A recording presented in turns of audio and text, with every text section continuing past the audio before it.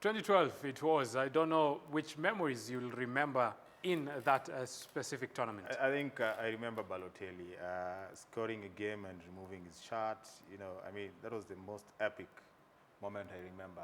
But all through the tournament, I think Spain was just off the hook. They were marvelous. The tiki-taka, the number of passes, the goals they scored, which is something I don't think they'll do this Euro. Okay, you seem to be agreeing on that. I mean, yeah, it's been, it shows you how, things can change in a very short time. 4 years ago, Spain were ruling the world with tiki-taka, but now things have changed. For me, the moment to remember during the 2012 Euro, I think it's the Pilo's Panenka during the game between Italy and England, that he had to make Joe Hart look like a fool. I mean, for me, that was the highlight of the tournament, the Panenka. Then afterwards, everybody was trying to, ape what Pilo was doing. Okay. People tried to do what Pilo did, actually making Joe Hart look stupid there. But we have different players who've been always inspiring, who've been on a very, very superb, fine goal-scoring form. Leave alone Spain, that only drew 2 games, and that was 1-1 against Italy and 0-0 against Portugal in 2012. But in the history of the tournament, different players, back in, for me, one of the greatest defenders we've had, Iniesta, still on fine form. Let's just take a look at some of the best 11 players, from Buffon to the strikers, who have always been impressing in matters to do with the Euro Championships. I don't know, what's your pick? Some of the greatest players that have made history when it comes to matters of this championship. Well, I think some of the players we have there are great. I think in football it's a big debate. Are they great in terms of being great players, or they made great tournaments? I think there are a number of players outside here who made a big tournament, who could easily make that list. But I would say for goalkeeper, yeah, Buffon has been there. For me, a player who has been consistent and I think deserves to be in the all-time Euro team is Cristiano Ronaldo. I mean, he's been there for long. In this tournament, I think he's going to be big. I would also have, instead of having the striker that we have there, I would put Zlatan Ibrahimovic. His first European tournament, I think he did something really awesome. He scored using the palm of his feet, which was a great goal. Again, it was against England, if I'm not so wrong. So there are lots of great players outside there, but I would stick with Ronaldo, Ibrahimovic, and Buffon from that list. Okay. For me, I think the only player missing from that list is Michel Platini. He's the leading top scorer when you come to Euro. All these players that have, we have had lots of players, come to the Euro, shine, and leave among the biggest stages in world football. But none of them has, gotten to the stage where equaling, his goal-scoring record. Because I think, if I'm not wrong, he has almost 12 goals. Yeah. He has 12 goals in Euro. Then the current player, the only active player who's nearing or who's close to where Michel Platini is Zlatan Ibrahimovic, who has 7. So probably in this tournament, that's where Zlatan Ibrahimovic might get to become the all-time top scorer of the Euros. But I think Michel Platini is the only player lacking. You look at the likes of Andres Iniesta, who are in that tournament. He's always stood up for Spain. Each time they need, when they're in trouble, they need that special moment. He has always sparked. And that's something that we saw during the last Euro. We saw it during World Cup when they won. I mean, he's a player that has always sparked for Spain when they really need him. Cristiano Ronaldo, yeah, the omission. I mean, in Euros, Cristiano Ronaldo has not been the player that the Real Madrid fans watch and say, this is the best player in the world. The Manchester United fans watch and say... And I know when you continue talking about these players, you won't finish. So let me cut you there. And we move on now to just take a look at these groups. Actually, different groups. And yesterday it was Group A in action. And now France are the leaders of that group. They've actually accumulated and taken 3 points after their very crucial 3 victory. Romania in second place, but they have already have some chasing to do because they need to do some catch-up. But we'll be waiting to see Albania and Switzerland. Just let's take a very, very quick glimpse in what to expect from these different groups. And all these teams want to make a statement. Okay. First, let's start with Group E. that we see there, Belgium, Italy, Republic of Ireland, and Sweden. I think that's the group of death. The Belgium playing Italy in their opener, I think on Monday, and it's going to be really difficult because currently Belgium has a crop of players that are touted as some of the best players in the world, and these players have not really quite lived to that billing as the best players in the world. But it's a very it's a team that when you look at it on paper, it's a team that has what it takes to to win the tournament. Then you come to Italy, it's a team that most of the time people look at it like it's a lukewarm team, but all the time getting to the semi-finals. They were finalists in 2010, and this time probably Conte will want to leave a mark before he goes to Chelsea, because it's one of the things that it's a legacy that you leave at the Italian national team. Then you have Sweden, led by Zlatan Ibrahimovic. Most people may say that his ego is too big for a team like Sweden. He needs to tone down, but that ego has even helped his teammates get to his level and try to deliver for Sweden. But as you said, Republic of Ireland being seen as underdogs in that group, probably they might pull a surprise. Who knows? What's the expectation? I think for me, it's going to be very hard for Italy in this group. And as you talk about this group, maybe if you have a group of highlights, you can tell us. Yes, it's going to be hard for Italy in this group because I don't think Sweden will be a pushover. Belgium is a good side, but I don't fancy them because I don't think they have a starting lineup that they can say, now this is our best team. Very great forwards, but they are still yet to find a winning formula. But I think going back to Group 1 and Group A and Group B, I think that is where a lot of passion is going to be generated. England is in the same group with Wales, the home nation. A lot of people. Group B. Group B, yeah. A lot of people don't really fancy Wales, but I think for me, looking at how they play, they have one of the best players in the world, actually the most expensive player in the world. And when you have such players, they can pull the team. The mere fact that you have a player who, when you give him the ball, he can make things happen, gives you that psyche to also up your game. But the same thing happens to Sweden in Group E. They have a player who has an ego, and in football, you must have an ego. You must. If you're good, you have to tell people you're good so that when you go to the field, you prove that you're good.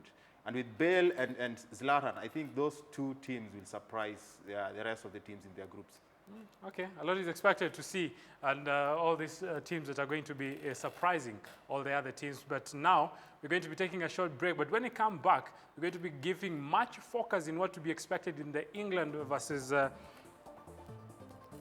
Russia tie. I don't know why I'm hanging on that. England versus Russia, a tie that is scheduled for 10 p.m. tonight. And also we have another different ties. At 4 p.m. we also have a tie, and at 7 we have another tie. At 10 p.m. it's England against Russia. We take a short break. Welcome back. If you're joining us right now, this is KTN Scoreline, and today it's matters to do with Euros. And now we're going to be talking about England. What do we know about this team that people are saying maybe this time they will have the surprise package because of the young players and go all the way and get to the finals and win it? Will that become a reality for England? Aside that talking about European Championship finals, they only listen and watch other teams participate. Let's take a look.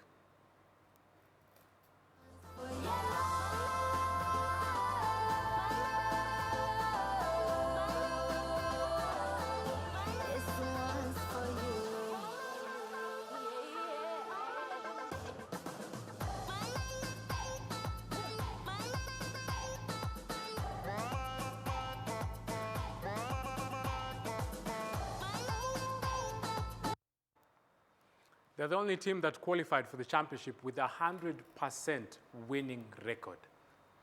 Will that form transpire to their Group B encounter? I think this is the only time I'm seeing an England team that probably is going to a tournament without high expectations. If you look at most of the English... Do you think that Russia is going to be a walkover? No, it definitely is not going to be a walkover. It's going to be a serious game. What Russia brings on board is a team that we don't know. We actually, apart from their key player, Artem Zuba, the rest of the players are actually low-key players, They're not big in Europe, and I think that's a big challenge to England. They wouldn't know how to handle them. I'm sure Roy has done his homework, but for English players, it's not gonna be easy. You know, and you look at Russian players, and they know they're underdogs. They'll try and frustrate England defensively, and it's gonna be a little bit difficult for England. Yeah, it's going to be a little bit difficult for England, as Hesbon said. You know, it's very difficult planning for what you don't know what's going to happen. And you are planning for a team that you don't know most of the players. And going into the game as underdogs, I think Russia have, you know, as I said earlier, Russia have that, you know, you play the underdog advantage to your side. You look at Russia when Fabio Capello was there, it's a side that was not functioning well. Then out goes Fabio Capello, in comes a Russian coach who speaks in their language.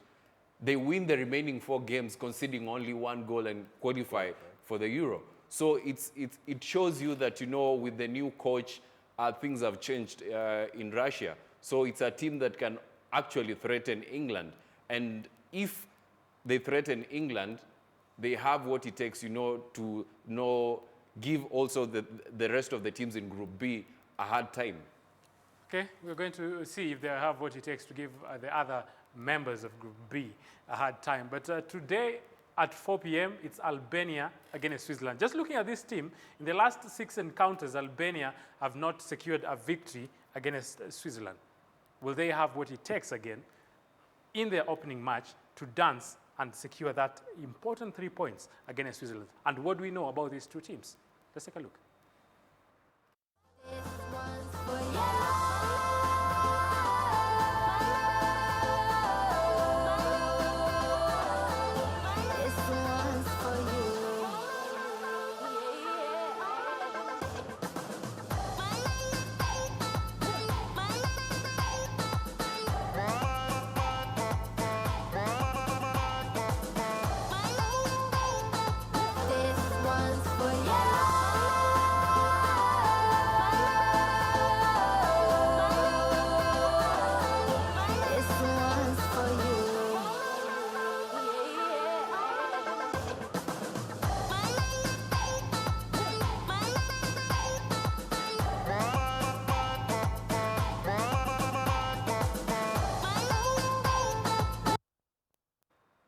Two teams that are not that well known, but also they're saying that, yes, we can do this. What do you expect from this tie? Well, I think it's a tough call, given that, you know, Switzerland, for me, is a team that is almost always contented with, you know, the group stages. If they go to the second round, well and good. And I think it's more of a derby here, because most of the Swiss players actually have their roots in Albania. They're ethnic Kosovos. And it's interesting that we don't know so much about Albania, but I think the Swiss know a lot about Albanians. But I think Switzerland has an upper hand. They have established players. They have 2 key players, one joining Arsenal, one already playing the English Premier League, Xherdan Shaqiri, I think is a great player. And then defensively, they're also good. If you look at their defenders, they've been places, they've played in big leagues. Guys like Johan Juru, he's been all over the place, a solid defender. So Switzerland, for me, is tough. Yeah, definitely. It's going to be a tough match for Albania, having in mind that most of the players in Albania grew up in Switzerland. They play for the top tier teams in Switzerland. Then again, we are going to see a case of a brother against a brother. We saw it in World Cup where one Boateng brother was playing for Ghana, the other one was playing for Germany. Now this time round, as is the new Arsenal acquisition, Granit Xhaka, his brother is playing for Wales while he's playing for Switzerland. So brothers colliding, and it's not going to be easy. But Switzerland have those guys who can, you know, win for you a match in a nick of a second. Xherdan Shaqiri, he's a born match winner. And then you go back to Albania, we don't know much about them. It's a low-key team. But it's football. You never know. It's football and you never know. And just talking about it being football and the way people never know when it comes to matters of football, Wales against Slovakia. For the first time, Wales will be taking part in Euro 2016. And these two sides actually, when they always meet, we have goals. And in their last two encounters, they have scored 13 goals. So what does that say? Maybe today at 7 p.m., kicking off time for this match, maybe you should expect more goals. But let's take a look. Wales is saying that, yes, we have what it takes, and this team is not a one-man show, and we're going to dance and secure goals and secure that important victory. Take a look. Talking of Gareth Bale in that lineup. We like this tournament. For me, I think Wales has some Leicester in them, in the sense that they don't have very big players apart from Gareth Bale and maybe Aaron Ramsey, but the rest of the players pull up their socks. The ones who don't have are pulling up their skins. And, you know, meeting Slovakia, given that the last time Wales won 5-2, having been beaten 5-1 previously, I think they have the edge. And the fact that most of their players are coming back, Ledley is coming back, their defense is solid with Ashley Williams.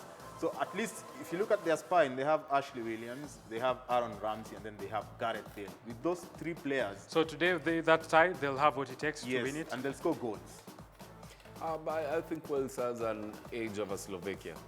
And I know little is known about Slovakia, and very, very quickly also Slovakia is a tie that is a team that is taking part. We're going to be seeing some of the stats about this team that also, just as Wales is doing for their first time, they're also taking part in this championship. And for them also, they're saying that, yes, we can do it, we can do it. The pictures that will be just be running on just some shots and some stats of this team to just be able to tell you what this team looks like. Very, very impressive. The coach, Jan Kozaks, this will be his first. So that's about Wales, but still, it matters to do with the players to watch. Harry Kane, very, very impressive, is one of the players that people are saying, you know what, this is the guy that can change the stats when it comes to matters to do with the England team. He's not only the only player that is to watch. Kevin De Bruyne, we know what he's been doing when it comes to matters to do with Manchester City. He's been called the king of assists, but will he have what it takes to get those assists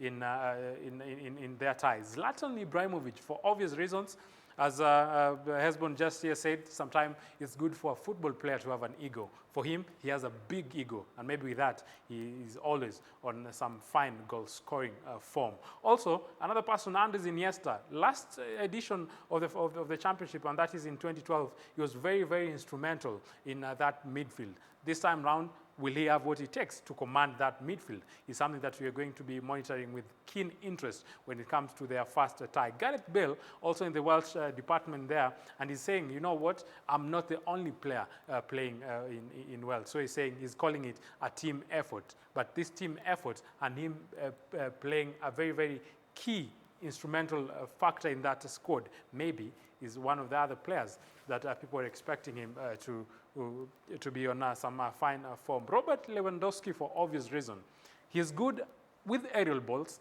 He has very, very strong shots. So people are calling him one of the perfect strikers that we have. And we've seen him scoring goals. And in this Euro, maybe is one of the person. Antonio Griezmann, another player there. But in their first tie, Griezmann was not the player that people expected him to be very quickly. Well, I think if you look at the French formation, Griezmann is a player who thrives in getting the ball up to him very fast. But with Pogba, Matuidi, and Payet, they like keeping the ball, so he felt wasted. Cristiano Ronaldo, okay? Definitely, he has not had the best of Euros in years that have gone by, but this year probably with the Portuguese team, he may spark. So just in general, as we almost come to the conclusion, what do we expect in this championship? Yesterday we saw the package that was there. We saw different players impressing. Going forward, I expect it to be a very tough championship for the traditional big nations. You know, the Germany's of this world, Spain of this world, England, if it is big, because there are lots of very small teams that are coming in since the championship was expanded. And, you know, you run the risk of playing a team that is not playing to win, but playing to get a point, you know.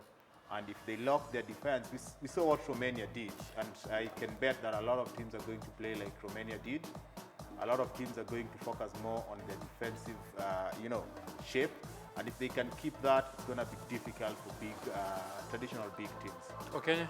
I mean, this tournament, I think we are going to see most of the big teams frustrated because other teams that are taking, probably some are taking part in this tournament for the first time, want to make a name for themselves. Some which are seen as underdogs also want to get that shine.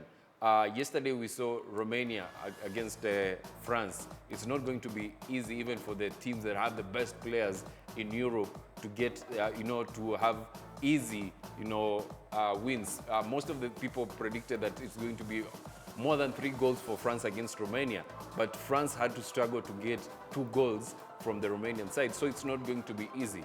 It's not going to be easy, and when it's not easy, teams need to step up, players need to step up, and just produce the goods and lead their teams to victory. At 4 p.m. today, it's Albania against Switzerland, and also in that tie, it won't be easy. And with that, you wind up today's edition of KTN Scoreline. But you have all reasons to keep it KTN because it's only in KTN, home channel that is, that will be airing some of these matches live. My name is Moses Wahisi. Have a lovely afternoon.